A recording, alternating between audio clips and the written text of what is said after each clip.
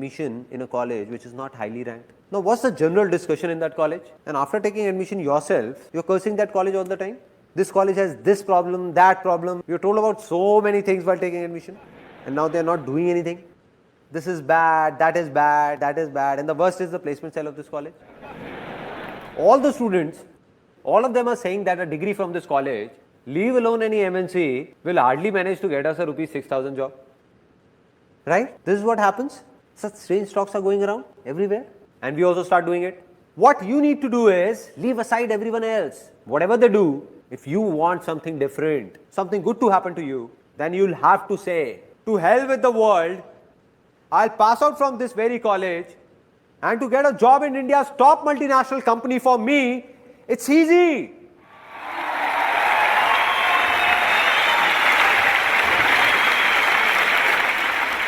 Right? Let those 99% people say it's difficult. Let them do a 6,000 rupee job. Let them fight over it. I'll get into a top company. Now what will happen when you say this? From outside, you will say it's easy, but the inner voice will say it's difficult. Again from outside, you will say it's easy, but the inner voice will repel, saying it's difficult, difficult. The day your inner voice says it's easy, inner voice from here, that yes, it's easy for me to get a job in that company, within some time, I can guarantee this, you will be sitting in that company.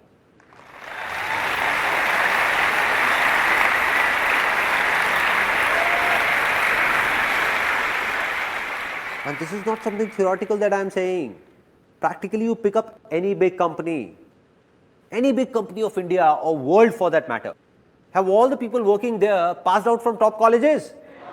No! More than 80% of them have passed out from colleges ranked lesser than your college or similar to your college. So my dear friend, if 80% people can do it, then why can't you do it? Right? When you say it's easy, then you will see millions of people who have passed out from even lesser grade colleges and have opened up massive companies in their own names. Right? Right? Now, till here it's clear, our land is fertile, we have got a plow, but if we keep sitting and just say, it's easy, easy, will something happen? Nothing will happen. Means something needs to be done. It's time to do something, to decide what needs to be done. Without this, nothing will happen. Now, this is where a lot of people get stuck. Some say, there are a lot of options, what do I do? They say there is a confusion, what to do, what not to do. Many of you. And then there are those who say, we don't know what to do. We don't have an option, zero option. Right? Two kind of people. And now, to decide what to do and what not to do, saying it is easy, but doing it is? Some of you said it's difficult. It's easy, right? See, there are only two options. Only two options. Very simple. First, to listen to your outer voice. And what is this outer voice? What others say. What others do. What did he do that made him successful? What is he doing? Or asking for advice from someone. Like, what should I do? Or what career to pursue? Once a guy came to me and said, please tell me an interesting business to start. I said, these days, space tourism has great scope. I said it very seriously. He asked, what is it all about? I said, nothing. You just buy a rocket, take people in space and take them to moon. He said, why are you joking, man? I said, who started it first?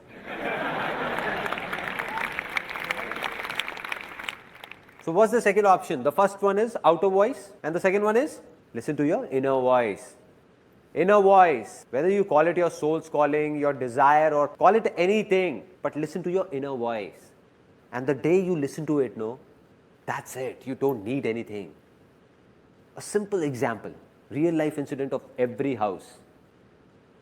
There is a kid who has just one passion, to open up and reassemble his toy cars. Open up and reassemble, open up and reassemble. That's it. And that's all he enjoys, nothing else. Now gradually as he grows up, now he's fond of computers. He keeps opening and reassembling them. TV, electronics. Now he turns 18 and it's time to take a call. What to do and what not to do. Now his inner voice says, go for engineering. Engineering. But everyone around said, that son, don't go for engineering, there is no scope in it. And he was told that, listen son, you go for chartered accountancy, CA. But why CA? An interesting point. It's a very interesting point. Nobody analyzed what that kid wanted. What was his talent or interest? No. CA because someone in the family did CA 15 years ago and today he is making good money. So what will happen now? This is not his inner voice. The problem is not that everyone said. The problem is that he also got scared. He said, let me do what everyone is saying. No, why take a risk? Why take a risk? If something goes wrong, then who will take the blame? Right? So he opted for CA. Now he is doing CA, but completing it is a big task for him because he has no interest in it. And on the other hand, if he would have done engineering, then today or tomorrow, just the way he was reassembling computers, he would have reassembled an aeroplane as well. Now, we all have understood that we can do anything. We have heard our inner voice. Internally, we know what we want to do. But then also, after having a fertile land and seeds in our hands, if we don't sow these seeds, will something happen? Nothing. If we don't take an action. Worldwide, a lot of researchers have proved that 90% people who failed have one big reason, one common reason, and that is that they don't even try. They don't even try. It means that they have the seeds in their hand and keep on thinking to sow or not to sow, sow or not to sow, sow or not to sow, or wait for the right time to sow. And they keep on thinking. So they don't fail because they did something, but fail because they wanted to, but never did it throughout life. Right?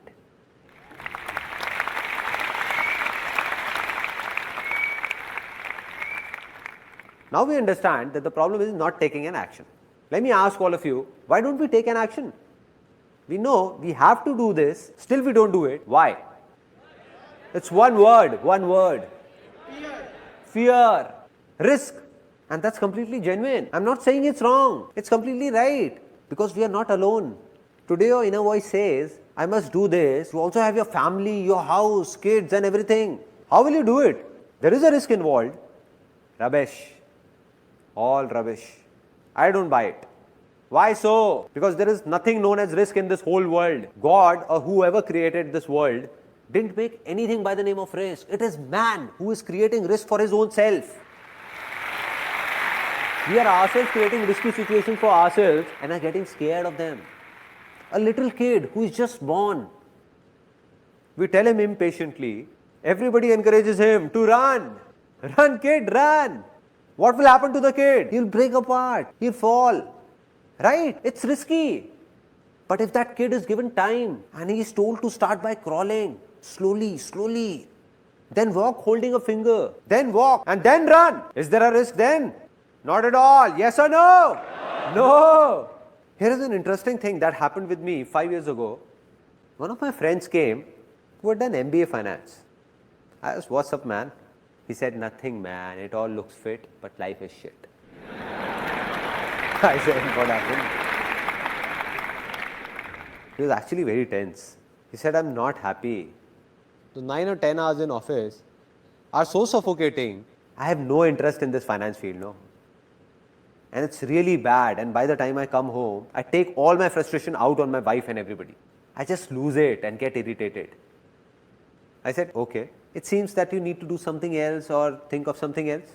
So he said, that's why I have come to you. And I asked, what have you thought of? He said, man, but will you be willing to help me? I said, come on man, just say it. I'll do whatever I can. So he said, I think I should learn photography just the way you did. Will you teach me? I said, that is fine, I'll teach you, but why do you want to do photography leaving finance aside? Why photography? Any reason? He said, because you do photography and stay very happy.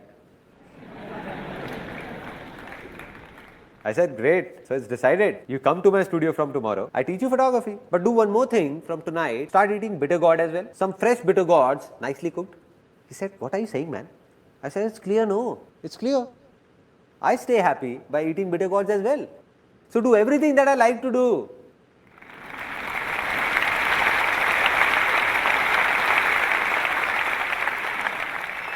I said, listen man, You were about to make the same mistake you did many years ago. I said, I'll make you see 100,000 photographers, 100,000 who do photography like me and are not happy at all. For them, photography is just work, nothing else.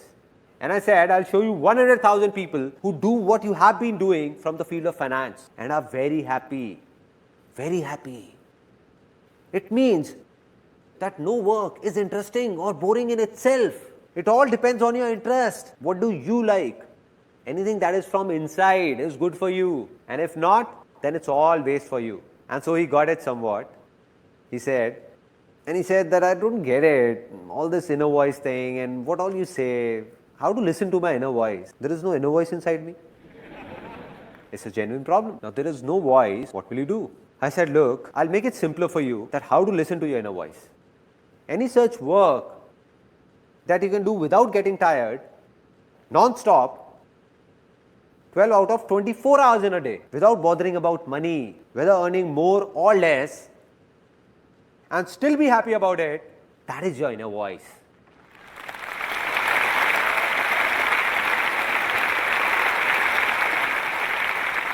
So he smiled a bit. I saw his eyes lit up. He smiled and said, this is great, man. But there is only one such work that I can do for 12 out of 24 hours. I said, what is it? He said, I am very fond of eating. I walked up to him and touching his bulging tummy, I said, well, I can see that.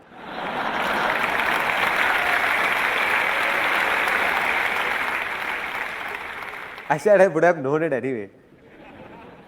He said, come on man, I'm serious. I said, okay, tell me now. He said, what I mean to say is that I'm not just fond of eating but cooking as well. Cooking is something I can do for 24 hours. Everyone at home makes fun of me. Why do you keep roaming like a cook? But I just love cooking. I said, cool, so do something related to cooking. What's the problem? Do it. He said, yeah man, thanks for the idea. I said, I didn't give it to you. You gave it to yourself. So he said, now what I'll do is, you wait and watch. Now I'll open a big restaurant in a big shopping mall. So I asked, how will you go about it? Buy a space or take it on rent? He said, come on man, you know I don't have that much money to buy a space. Obviously, rent is the only option. I said, okay, take it on rent. Still, it's not a big investment, no? Just assume the rent of a big restaurant in a big shopping mall, like 200,000 rupees as rent. Just 5 million rupees is all you need. You must be having that much on you. Just calculate, no? He started calculating. All my savings from here and there, taking from dad, borrowing it from friends. 3 to 4,100 rupees I can manage. I said, great man, you're just about there. Great man. Okay, 3 to 400,000 rupees from here. And what about the remaining money? He thought a lot and said, I think dad won't mortgage the home for it. I said, you lost it, man. Just think of something else, man. He said, I'll make a proposal of my restaurant and go to a bank for a loan. And I'm sure I'm going to get one. I smiled. I smiled and said, my brother, bank only lends money to those who actually don't need that money. Right.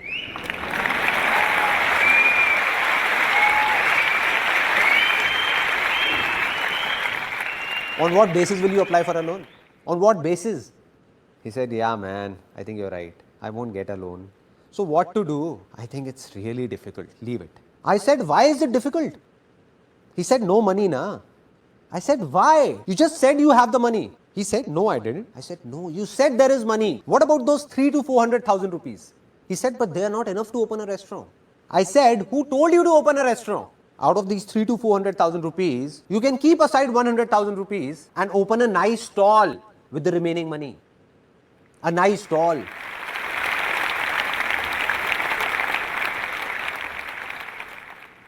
He said, come on man, I'm MBA finance, I won't put up a stall. I said, why? What's the problem? Put up a nice stall. He said, no man, I can't put up a stall. Try and understand. I said, I am understanding it, but you are not. Let me explain that why you don't want to put up a stall. You know if you put up a stall, you will be happy. You will enjoy it. You will cook food, serve it, and people will pour in. And today or tomorrow, you will open up a big restaurant as well from that stall. And you know it. But then also you won't do it. You know why? Because you are thinking that what will my father-in-law say that I got my daughter married to an MBA finance and he has put up a roadside stall. Right? I said, this is the reason, no? That what will he think? What will your family think? What will your wife think? What will everyone think? Great, keep thinking. He said, yeah man, you are right, but still I can't put up a stall. Not a stall.